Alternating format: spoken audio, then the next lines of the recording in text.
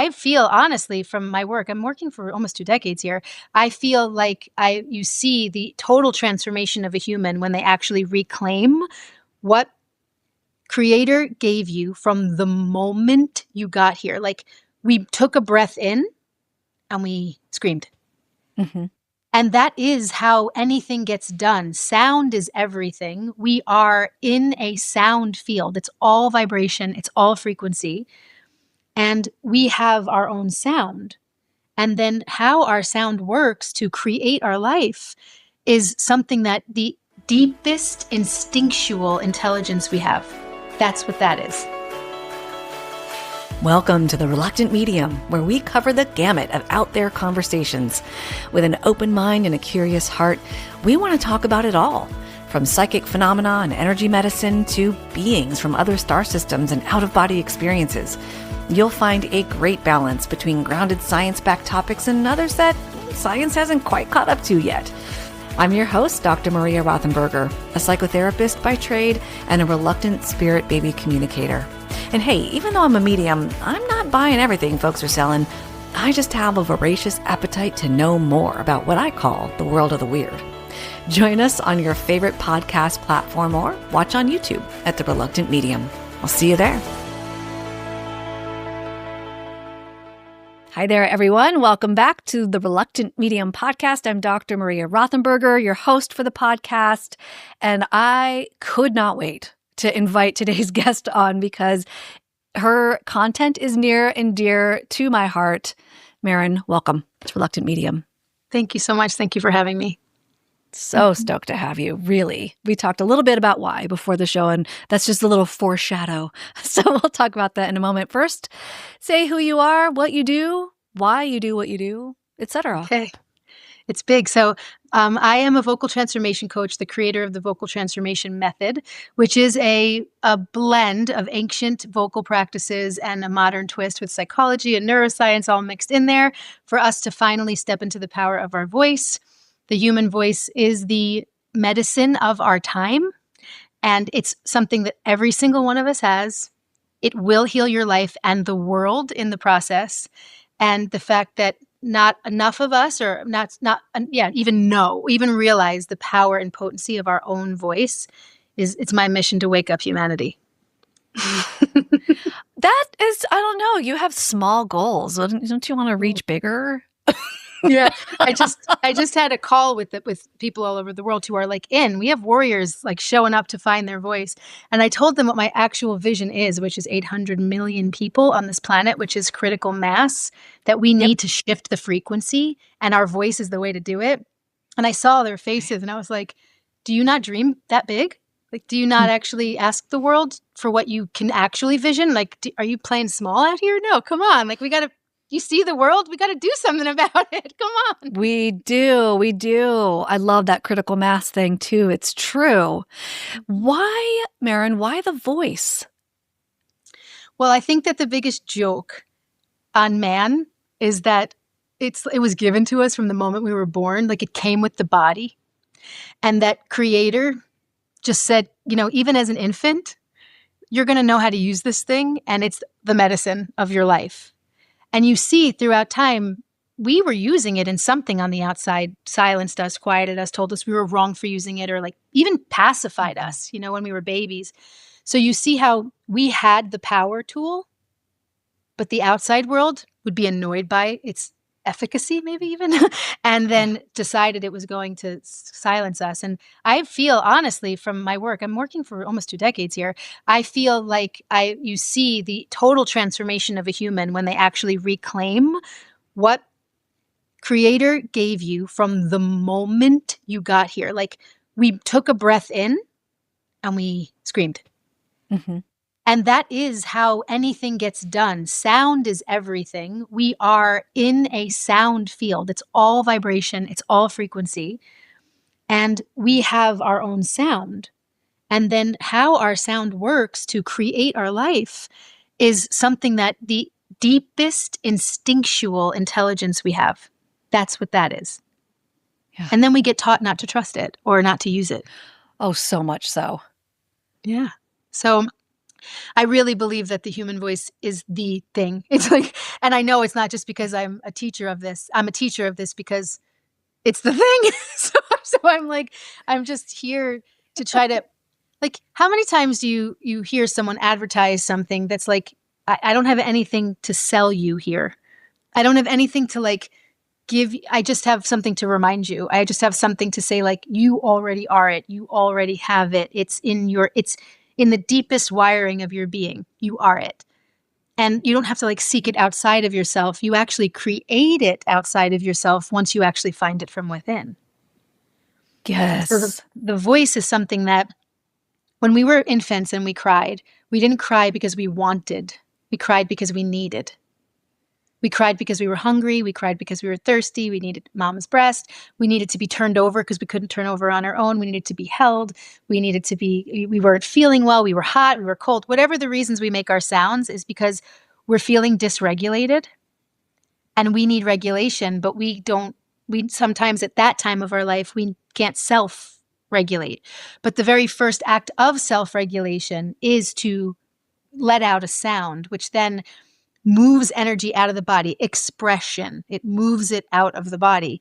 And then, because of how amazing the intelligence of the world is, if we're fortunate, mom or dad or nanny or auntie or somebody hears it and says, oh, baby needs something. I'm going to go to baby, right? And so this is a tool that we have for our needs to get met. Our voice is that important. And then it goes into, from our needs being met, we can be more creative with this thing, and then we can start to create our life in the way that we truly desire and design it to be created. And that is the alchemy. Yes, you list or you call yourself, or in your one sheet, you're called a vocal alchemist, which I thought was beautiful. I just love that. The energy of that is so lovely. And of course, alchemy is transformation, right? And you have your own story. Like how did you come to do this work? You weren't an infant, I assume. No. Or maybe you knew beforehand. But I love this because I want to talk to you about how you first opened your mouth too, just from a little bit of the pre-conversation, because I think you might get what I'm about to say here. So when I was younger, I was in an abusive home situation. I'm not going to go into the details of it, but I was experiencing something that was quite traumatic. And when it happened, I was told not to tell anybody. And I was keeping this secret, but I was very young. I was like 4 into 5 years old. And then in kindergarten, there was this pageant, and this boy was supposed to sing God Bless America. And the day before the pageant, someone came in and said, we're Jehovah's Witnesses. He's not allowed to sing the word God. And they pulled him from the pageant. And my teachers were like, oh my God, who's going to sing this? And I said, I could do it. And I raised my hand and I sang God Bless America. And my teachers were like, oh my God, you can. Like, you can sing. And so at that time of my life, I didn't know this then, but I know now that at that time of my life, that was my soul. And it was knowing that I was going to have to express, and there was going to be some way of getting this energy out of me without having to tell what was going on. And so I saved myself, and it was all part of my, my purpose in life, and all part of my like dharma and karma and all that. So I get it all now. But then I became a singer. So I had outlet all the time. They found my voice and they were like, we're going to train her. So I was singing with a voice teacher a couple days a week, a couple hours, practicing daily. And in there was so much therapy of being able to move energy while all that was going on. Right. So now I know that it was my way of not becoming shy, depressed, anxious, and all that. Instead, I became super outgoing, but the outgoing nature of me was also concealing. I learned at a young age to pretend to be something when something else is going on, or that like when you become a singer that young and you're performing in plays and all that, it's like roles and all these sorts of things. So I learned how to manipulate the world with my outgoing nature, put on the happy face, and I got such positive attention because everyone was so proud. And then they also find a talent and say, you're going to be a star. And this was the big thing for me, the pressure of performance, which I was fine. Like I got roles and I performed and the talent was there, but underneath all of it was this secret, this like insecurity that even though I'm outgoing here and yes, I can perform and I can do my whole thing, there was a piece of me inside that was like gnawing that I didn't even know was there. It was pushed into subconscious territory. I don't even realize it exists until years later. And it comes up as I'm working with a record label and I'm like starting to have this career and everyone in my life is so excited for me. I'm going to be a star. And I was absolutely miserable. I was sabotaging my life left and right. I was totally not creative. It was like all this like ego striving to try to prove something. And even though yes, there are people who make that choice. For me, my life was not about that. My life is actually about what I'm doing now. So I decided to quit. I decided to leave this album in the middle of making it. I decided to I'm not a singer. I was so miserable. And I started to sabotage myself. And I moved to the other side of the world to get away. This is not my life. I failed. I quit, all those things. And when I went to the other side of the world, I found this ashram, which I was not a meditator at that time. I was not a yoga at that time. None of those things. It was a total fluke. And someone who I met brought me there. And I found this chanting practice where you chant over cow dung and ghee. It's called homotherapy, Agnihotra, in a copper pot, which is so foreign, but it literally was magic. It was magic. And I got to feel what the human voice has always been for. So we were on this farm in this land that was 35 years in drought. But the farm that I was on was totally abundant. And it was all because every day we were chanting and our frequency was creating a biosphere that made, literally we had beetroot that big and kale growing and fruit trees, but no other farm in the area was able to grow anything. Wow. And it was this visceral experience of intention and frequency and voice. It's called homotherapy, and it's an Ayurvedic practice. They call it a farmer's practice, and it's literally designed to get rid of negative forces and create fertility. And that's exactly what it was doing. And so I got introduced. This was 24, 25 at the time. I get introduced to what the human voice has always been used for historically, ancient practices of the voice. And I get to really feel like we take these things performatively, and that adds all this pressure. But we're actually sound systems that create frequency into the world and inform the surrounding environment. And so in the Rig Veda, which is the most ancient yogic text that's been translated, they speak about the human voice as unmanifest form. And the fifth chakra is ether, and it's the area of expression and manifestation. So we create the world through our sound. Oh my God. Yeah. And so this is, esoteric ancient teachings, but no, this is my personal experience now for all these years and thousands of students who have changed their life, gotten over diseases, healed relationships, healed epigenetic trauma, have brought abundance into their life, have, found the love of their life that they thought was impossible. So many things. I have so many stories I could tell you of how your life changes by stabilizing your nervous system and by bringing your sound through your body. Yeah. Well, and also physical change. You healed a broken neck, yeah? Yeah, I healed a broken neck. What the heck happened there? So I fell off of a roof and I crushed my C1, which they call the seat of God. And it's the bone that the skull sits on. And I had already been introduced to this then, but I wasn't in a deep practice of it. I wasn't teaching it as I'm teaching it now. A little bit, but I wasn't in it. But I had to break my neck because I had to reset.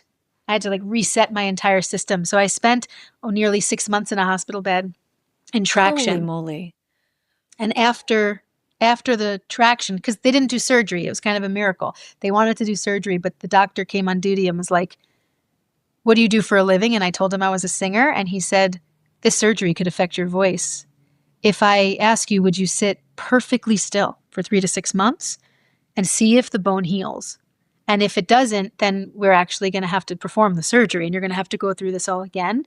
Would you opt to do the first and then possibly make this a very long process? And I said, absolutely. So I took the bed and the traction and the copy of the X-ray, and I visualized while I hummed. And that's the seed sound of the throat chakra. And when you hum, your vagus nerve, it's coming down, right, gets stimulated, and it settles your nervous system. Your vocal cords start to vibrate, and the vibration that's created in the throat starts to create healing energy. So I knew at that time to sit and vibrate my bone, and it healed. It healed 4 breaks. He really didn't think the largest one would heal. He thought he was a Western doctor, and he was like, we'll see, but I'll give you the shot. And I was in my 30s at the time. So he said to me, like, your collagen won't be enough, whatever. And this is the whole joke of it. Like, I don't even know what people are talking about with what the body's capable of doing. Like, we regenerate, we heal. That's what the body does. And then you're my own voice. So I healed the neck, but something else really big came out of that. And it's what I call the vocal transformation technique. So after I came out of the traction, literally my jaw was like totally closed. Everything here was atrophied and tight, and there was no access to this area. So when I would sing, I'd have no range. I would just like I couldn't sing, right? And so they wouldn't let me get any physical therapy. He didn't want anybody manipulating my neck. They just left me to heal myself, which is probably good in the long run.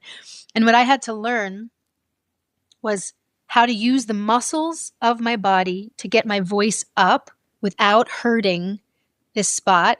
And by getting it up, I had to go into my own mouth, and I had to open it all back up on my own and find how to reclaim the range. So it was such a gift. It was like, it's one of the best things that ever happened. It might be the best thing that ever happened to me, because what I discovered is the way that the average human is using their voice is contractively, and it's manipulated.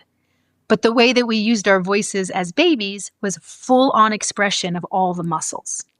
And by resetting in that way, I access not just my range, I access more than I ever had, power that I didn't have. Like, my voice is so much better today than it's ever been. And it was all learning about this channel. And so now I teach this to people. Yeah. Did you come up with those strategies on your own? Or do you feel they were, speaking of channeling, do you feel like they were channeled to you? Yeah. Like, how did you know to do this?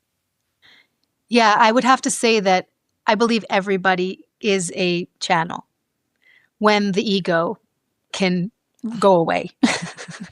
And so when you're in these moments where you're really open to receiving messages, or you're really like, you can hold the space for it without getting yourself too involved, then we are always able to interact with the unseen realm. But yeah, this is a whole thing. I'm not sure if you want to open this door, but right now, as far as the way that I see it right now, is the human race is in 3rd chakra information. We are evolving to 4th chakra. Historically, even, we started at root. We started with survival, caveman, tribes, survival, like hunter-gatherer, survive the winters, procreation, all that. Then we evolved up to art and music and the Renaissance, and then our desire, which is all 2nd chakra. It's like the juicy, yummy, sensuous, the eros of life, right? We got into like eating and vomiting, group sex, like all these things started happening. And then we got sick. We had a plague. And because we threw ourselves out of balance, we went too far into the pleasure desire. But what happened there is we got completely restricted back up. So instead of the powers that were in charge at that time saying, hey guys, why don't we like simmer it down a little bit? They said, nope, man, woman, child, puritanical. Look what happened. We got sick. You're punished by God because you're dirty. And we got shamed for enjoying our bodies and for the creative impulses of that wild self. And then it all shut down, and we got put into where we're at now, which is like, every man for himself, ego identity, CEO of the company, I'm number one in the world, like this whole me, right? And where we're moving, it's all starting to collapse. I don't know if you've noticed it, but it's all starting to fall apart. You think? Mm-hmm. And I want to say to everybody, don't worry, because it's actually moving to heart. It's moving to love. And we're going to find each other in oneness here, right? Mm. And so what I always talk about with this work is, first of all, this is the largest resonator of the voice. So most of our sound moves through the chest. And when we have a solar plexus that's diminished or that isn't activated and that we feel insecure or whatever, that tends to collapse, which then collapses the throat and collapses the third eye. And so our mind, our thought process is one of insecurity. Our throat closes off, our solar plexus collapses, our heart is now shielded. And we've been living in that for a while. But every human has access to all 7 chakras. And there are many humans in this world who walk today and who have walked for centuries that have experienced what life is like from all 7 chakras. And so I'm going to say, you here, if you're a medium, right, and you really are hearing all this, that means that you're activated at throat and at third eye and at crown. That means that some of your chakra there is strong enoughly open that you actually receive those messages, which is something that everyone could do, but the vast majority of us are so programmed at solar plexus and second and 1. We're stuck in this idea of the physical world being all that exists and ego being what it is and God being something out there that I have no connection to. But once we start to wake this up, and it's not even when we get to crown, y'all, it's when we get to heart. When you get to heart chakra and this whole thing opens, you now access the whole spirit realm. Right. And it's the bridge. One of the big teachings of heart chakra is presence. So a medium, as yourself, can be in presence when you are calling in the thing. And then what comes in, you are open to receive, you trust the receptivity, you listen deeply, and you allow it to express through you. And that, I mean, I honor and commend you for that, because not all humans are in the space to let themselves be part of the unseen realm. It's scary to so many. And it also feels like it's not real. But that's the thing. Humanity, we are part of the unseen realm. Like our energy fields are dancing with all the spirit realm while we're here, but our sensory inputs are being locked in by which of our energy centers are more activated. And humans right now are mostly activated in the physical senses. But once we get up to heart, the rest of it's going to start to open up, and humanity can really step into what we were designed to be. You know? We're on our way. I'm so hopeful, even though the mess is happening, right? It's part of alchemy. It's part of the transformation, isn't it? Yeah. Yeah. And folks who can, even mediumship, right? It's the scary part is the ego part. Like this is why I'm the reluctant medium, because it's like, oh my God, what are my colleagues going to say? Is this even valid information? Oh my God, right?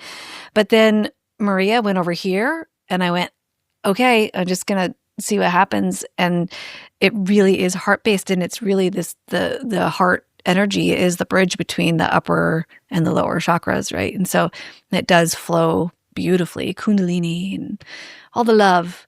So I am stoked that not only are you noticing the shift, but you're part of it. You're part of making this shit happen. We're going to create transformation right now. Everybody needs to listen and sing. And it really is just like, I even asked this group, are you ready to, like, it is going to take each and every one of us to decide personally that we're not going to listen to those voices outside anymore, because we really have been programmed so strongly. I speak a lot about Rockefeller in 1903. You might know this information. He started the General Education Board, and he changed the way we educate our youth in America. And he literally changed it with the premise, we want a nation of workers, not a nation of thinkers. Oh, God. So he set us up to become like cubicle workers for corporations. And he did very, very well with that. And look where we're at. And the human, what I feel right now, of course, this is my work. What I feel right now is that we know because we are, that we're being diminished to what we're capable of. And we've let it go on long enough. And so the part of us right now, they trained us in a way that it's diminishing to us. They taught us math, science, arithmetic, all the things we would need to like run a business is what they kind of train us towards. But in young education, they don't actually teach you like to think for yourself, dream something on this planet that doesn't already exist, right? Like use all the aspects of your intuition, your instincts, your imagination, and let that go wild. They train us into what's realistic, and then they tell us what's realistic. And we start to believe that. Yeah, they're not acknowledging that intuition is realistic, that my body can... Intuition is coming from the... Yeah, we're taught that, people outside of us or information outside of us is the truth about our bodies. And so what is realistic is that, okay, some of that might be accurate, and I need to synthesize that with what I feel and sense and know within myself. Hey everyone, do you love the Reluctant Medium podcast and want to support the podcast while getting some amazing perks in return? Join us at the Patreon community. By becoming a Patreon supporter, you'll get access to exclusive content, behind the scenes insights, early episode releases, and a whole ton more. As a member, you'll also have access to spiritual content like guided meditations, in-depth discussions on mediumship, and exclusive interviews with spiritual experts. It's a great way to show your love and stay even more connected with myself and the show. Sign up today at patreon.com/thereluctantmedium and help The Reluctant Medium keep bringing you the content that you love. I wholeheartedly appreciate each and every one of you. Thanks for listening, and I hope to see you on Patreon soon. I'm curious about that too. You mentioned epigenetic trauma. Can you just, for folks who don't know what that is, can you speak to that and then talk about how the voice or the strategies that you use, vocal transformation, how does it create healing there? Yeah, so the epigenetics are like the factory setting of our DNA code that comes in. And I just love this whole conversation because every human being has access to everything that humanity has access to. We all have the same DNA. What we have is a 0.01% difference. This is what the Human Genome Project has taught us, that we are 99.99% exactly the same. And we have a 0.01% difference, which is how we actually display, right? So how we look and what our health might be and all of those things, what our nervous system does, our immune systems, our bodies, our bones, like all of that. And how that displays is what they call epigenetics. So it seems, and of course everything connects. So I always with science, like say, here's what they've gotten so far. But then if we just like broaden that a little bit, we can look and see.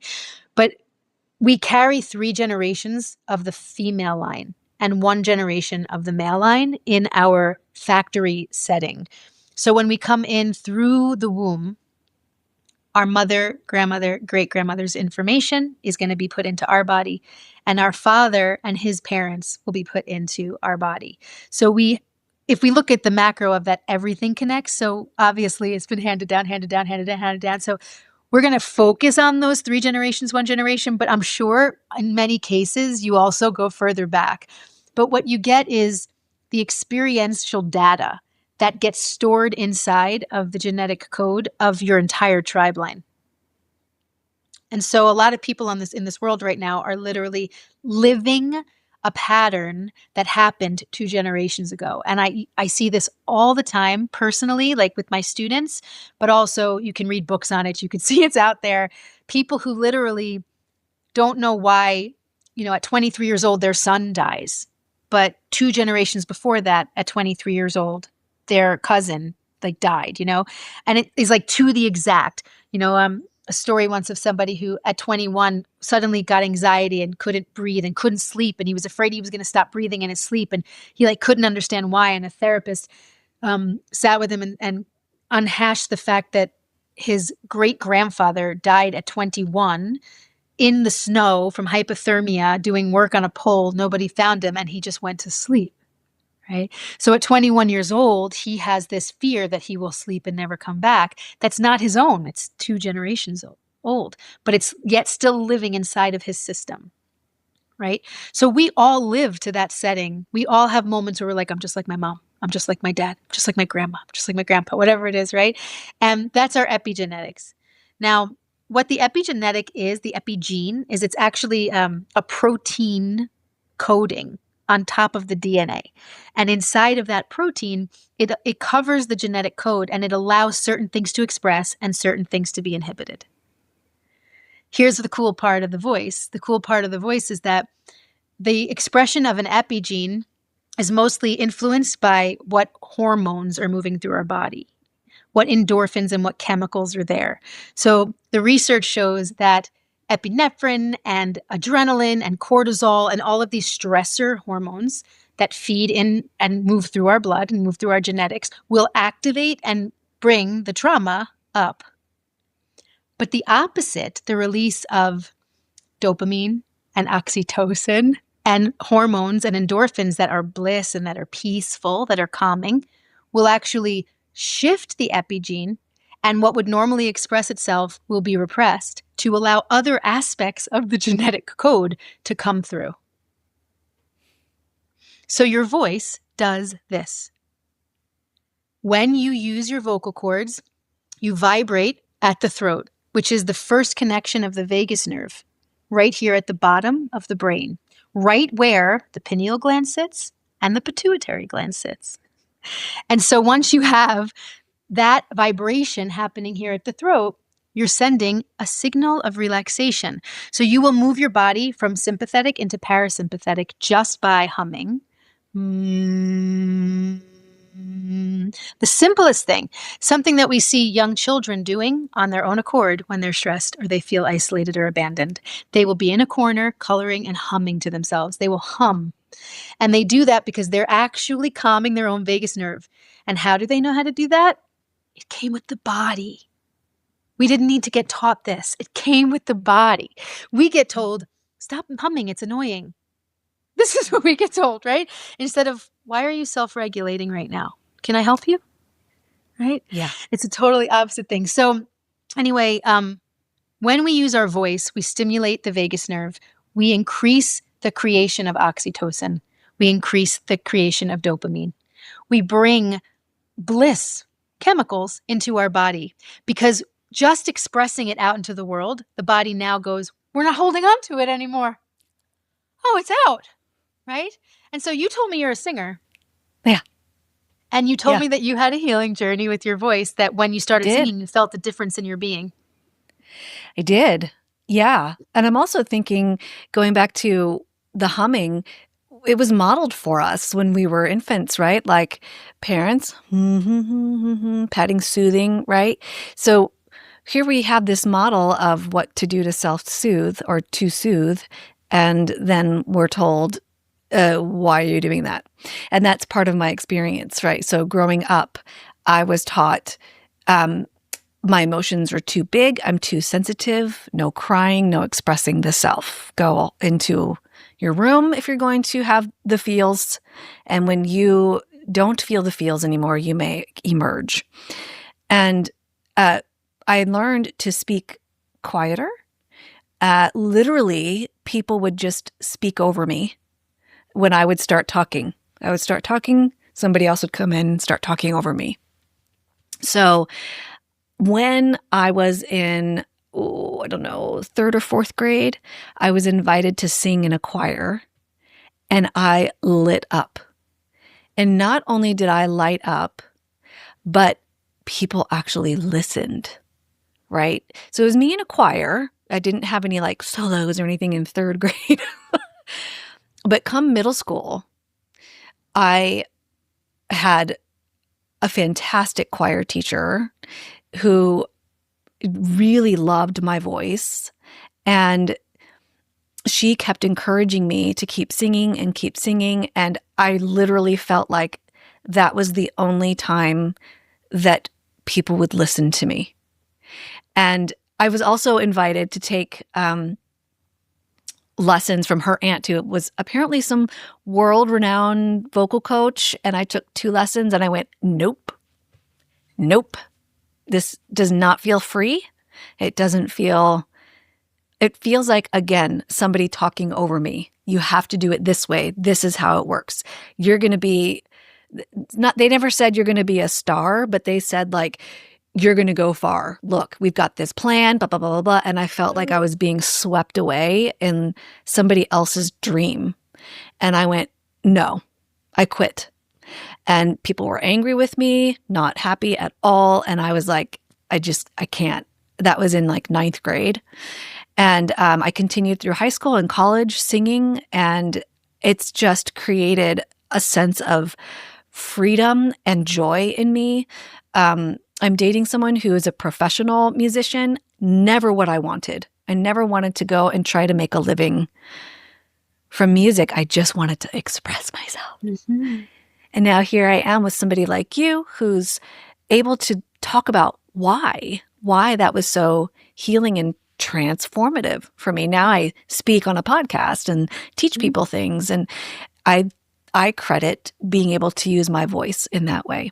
So that I saw your folks outreach me and say, this is what Maryn does. I'm like, oh my God, so many things are clicking now. Yes, please. We need to talk. You can even see it in your energy field. You can see that you are expressed. Mm-hmm. You know, and there's so many things with the voice. I can read someone's voice, like where it's sitting in their body and what that means about how they are and everything.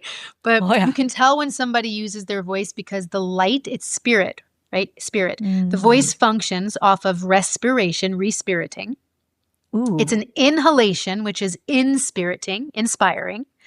And then the earth actually of you expresses that experience out into the world. I always say the human voice is the soul's dynamic life urge for truthful expression. Ooh. Can you say that again? Yes. The soul's dynamic life urge for truthful expression. That should be a lyric in a song. Mm-hmm. It's awesome. It's the issue is that we don't tell our truth. We make up or lie about who we are, and then we try to sell it to the world. So the full liberation of a human soul, but also the health of a body and the connections to everything you need in life are ultimately going to come when we have the confidence, which is primordial. It comes with the body. It comes with the life. Nobody should have the right to remove your confidence from you or to make you feel not confident. But we suffer from that at an ego level. But if you actually have the confidence and the courage to go in and find out what is the truth of who I am and how do I want to express that to the world, and to express that to the world, you'll see that 90% of our physical issues will go away. That is profound. 90%. And okay, I'm assuming, but please speak to, people don't need to be like singers, like on stage performing or to do this. Yeah, you were just talking about humming before. Yeah. What do you recommend people start with? So my work is chanting. Mm-hmm. There is humming involved and there's breathing. So yes, you will be a singer and everyone's a singer. Everyone is a singer. Yay. So Love you it. might not be there right now and you might even be years away. But I always say, give me 2 years and I'll make a singer out of you. The soul, the singing is joyful. The singing is a journey that the soul will take to express emotion. Mm-hmm. Every song we sing is intimate. And it goes in and we express tonality and melody and sound that conveys some kind of an emotional journey we're going to go on. So the singing, if people don't sing, we have to work on whether or not you feel comfortable in allowing people to vulnerably see how you feel. Mm-hmm. Once you actually can let people see how you feel, you'll sing and you'll realize how good your voice is. But if we don't allow people to vulnerably see how we feel, things get rigid in there. We hold things back and we get very rigid. So singing requires fluidity and range and dynamics and all of those things, right? But before we become singers, it's first my work is about learning how to support sound with your body through your nervous plexuses. So my work goes through the chakra system. We have 7 main chakras through the body. If you look at them anatomically and you take them away from Vedic or esoteric teachings, it's literally a group of nerve ganglion that are sitting at each of these points. They feed from the top of the brain, through the brain, down the brainstem, in through the body, and through that vagus nerve, which feeds into 85% of your organs, and then all the way down to the earth herself. So we have these nerve clusters that are telling our nervous system story. And for me, we have a very misguided truth. Humans, mind over matter. I can't stand this expression. Yes, when we stand as Homo erectus, we have mind over matter. But to rest, we have to lie down. And there's a reason why, because a human has 3 brains, a gut, a heart, and a head. And we spend so much time in Homo erectus with the head being on top of everything. So when we rest, we're equilateral.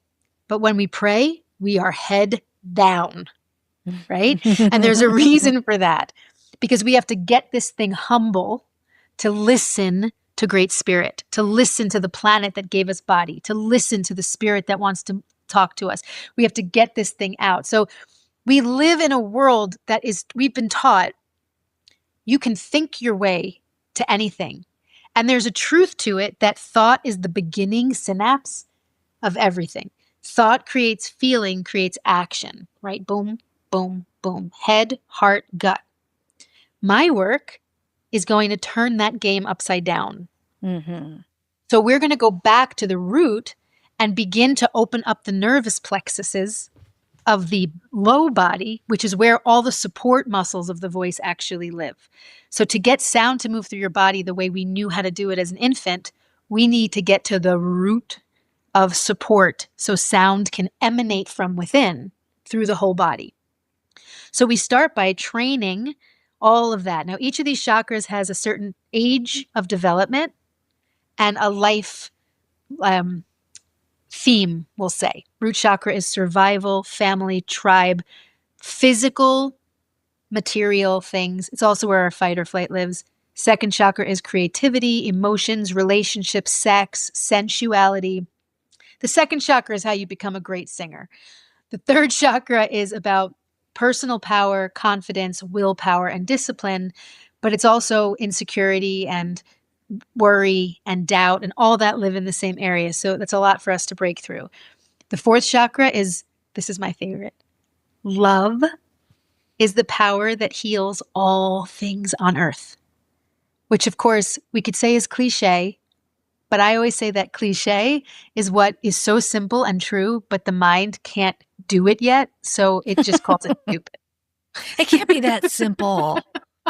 And it really will. I have seen love heal many a thing. And what I mean by love is it's a frequency. It's not an emotion. It's like the chi brain and the connection of what we really are on this planet. So fifth chakra is our choice and follow through. So people talk a lot about the fifth chakra being expression, but fifth chakra, which is where our voice comes through, is actually what we put into the outside world from within and create. So it's free will. It's the power of choice that every human being has. And then it's what we choose to follow through and create out in the world. The sixth chakra is, of course, we know how we think and how our thought processes work. That's in conjunction with the solar plexus as the ego. But when we actually open this third eye up, it's first eye, which is the all-seeing eye of truth. And we get to see the unseen realm, dancing with the seen realm. And we get the full vision of what we are, which then opens us up to crown, which isn't even in our body. Crown is actually Akasha. So crown is the universe that we are connected to, that works from our crown down to our body to help us to create that which is above below. So we have all of that, and every human has access to all 7 of those. And as I said before, right now humanity is stuck at 3, moving to 4, but we will master us by getting all 7 activated, but not from the top down. You'll go crazy if you go from the top down. There's too much information coming in from above that if you're not embodied, which is another reason why I think you being a singer serves you very well as a medium. If you're not embodied, then it can not find its way to the earth and you can have way too much stimulation. And there's your anxiety and there's your schizophrenia and there's your dementia and there's all these things that come from too much information and the brain starts to shut down and go mad. So when we get the body in us, this is where that mind over matter has to change. It's not mind over anything, but it's matter and mind, all of it coming together at the heart. So the instinctual intelligence and the cognitive learned intelligence, I'm not saying to lose your mind. I'm not saying we should all go around and be like not educated. I have no issue with the world. But those two things come together to meet at the heart. The heart chakra is the largest place of our body. Look, it's the largest emotion center, also telling the story in body that this is where the most energy actually moves through. So when we do the voice work, we start with very simple chanting practices, but the breath has to be correct. It has to be in the body, in the right place. The muscles have to be supporting in the proper way. And we start to bring the sound, the vibration, to the lower body and to rebuild our foundation. We start to plug our body back into the earth, and we start to listen that deeply to what starts to arise. And it's pretty magical what starts to arise. Like past memories and stored things start coming up. New instincts come online, which are not new, but it's like the epigene that isn't expressing itself and instead is allowing something else to come through, right? We start to connect to the true depth of our intelligence and our confidence and our resilience and our support for who we are and all of that. So my work is 40 days of chanting on each of those chakras, which if you do that math, it's 9 months. Which is I was just going to ask about that. It's exactly how long it takes to birth originally. With your own vibrational frequency, you can birth yourself again. And all the old story that is ready to go goes. And all what you need to reignite, reignites. And all that you didn't even know you had, but is there waiting for you to get the old story out of the way, starts to come in. And we do it step by step, all the way up the entire anatomy. And by the end of it, you see your whole life change. Complete alchemy. Yeah. So for folks, obviously we're going to have all of your information in the show notes. But for folks who want to do something like right now, right after this podcast ends, what do you suggest starting with? I've been starting people who are just trying to feel into what's possible with a basic humming practice. Would you like to kind of walk through one with me and feel it? Please. Okay. Yes. So the importance of your tongue being relaxed here is everything. And when it comes to the voice, because we're so used to controlling everything at the throat level, the jaw is tight. We're like literally a pandemic of TMJ and misaligned jaws and grinding teeth. And the jaw, again, fifth chakra, one thing I didn't mention is the area of control. So we control our world by what we allow out and what we don't allow out. Like what we don't want people to see because we don't want them to think a certain way, but it's there. All begins to take its toll. You build almost armor around this area. And they say your tongue holds on, this is my favorite thing, to everything that you said that you wished you hadn't said. Everything that you wanted to say that you never said. And everything that you said intentionally to hurt somebody.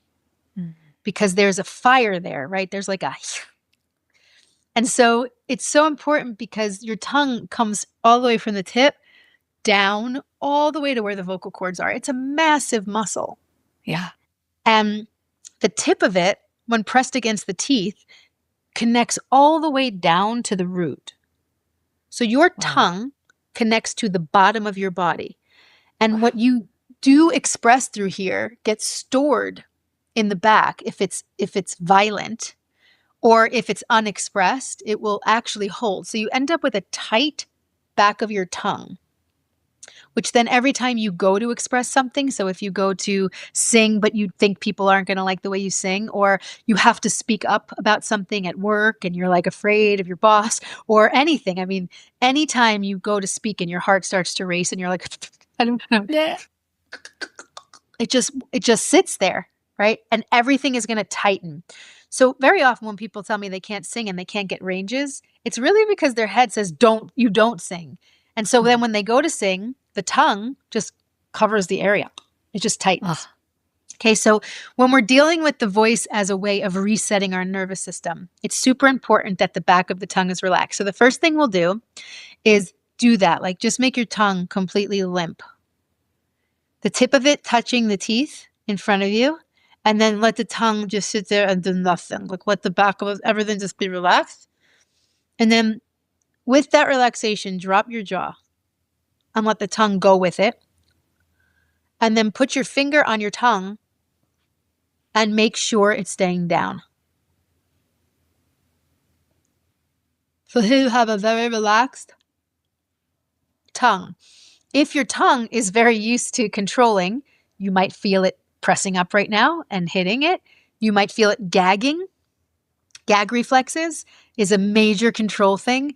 There's no reason why this finger sitting on your tongue should feel like a threat to your body, unless there's some trauma there, which is something to look at, because it's a very overactivated protection mechanism. So the vagus nerve is telling you right there, like this is an overactivated protection mechanism. Once the gag comes in, your fight or flight's going to want to kick in. And then there you go. You have adrenaline starting to move or cortisol starting to move. Something is being sent through like, we're not okay, right? Mm-hmm. So to get that tongue relaxed is the gateway in to getting the resonant voice to do what I'm talking about its ability to do.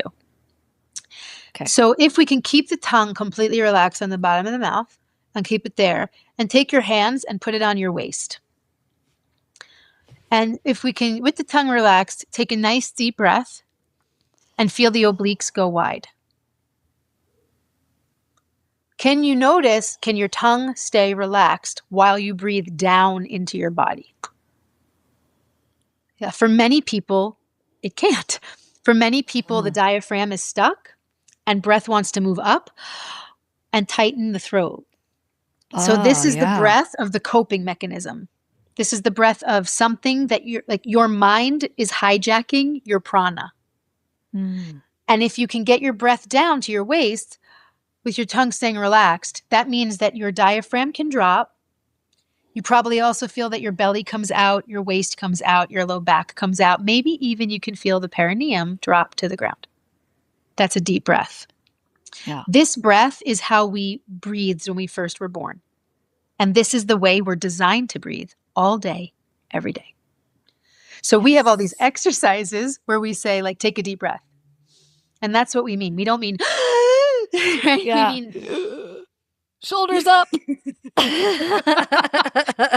We mean all the way in the body. Take a breath to the depth of your vehicle, of your vessel, right? Yes. And I just need to pause for a second and say I do need to end in like 4 minutes because I have another person. We got it. We're going to do the hum right now. Cool. So these muscles that are at the waist, they get strong. Do you feel the obliques go wide? Oh, yeah. So what I want you to do is keep them wide as we begin to make a humming sound. So don't let them just relax and cave. You press in, you keep them wide while we hum. The tongue stays relaxed. And you're just going to feel a nice hum there. So breathe into the waist, tongue's relaxed, jaw's relaxed. Keep them wide and hum.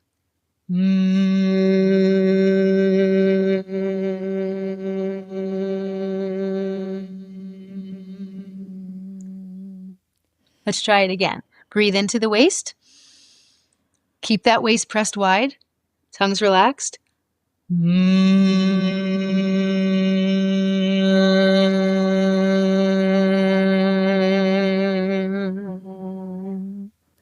Wow, I feel it in my back and my ribs too. It's like probably because I'm sore from the gym. I can feel it. Wow, nice that's internal super massage cool. There. Yeah, so the listeners at home, like maybe you feel like there's a channel of sound that's happening when you support it at the waist and when you don't let the throat tighten. There's actually a full channel of sound, and I only did 2 of them just now, but it resets my nervous system like that. Now, I've been practicing this for a long time, so all I have to do is 1 of them, and it just does it.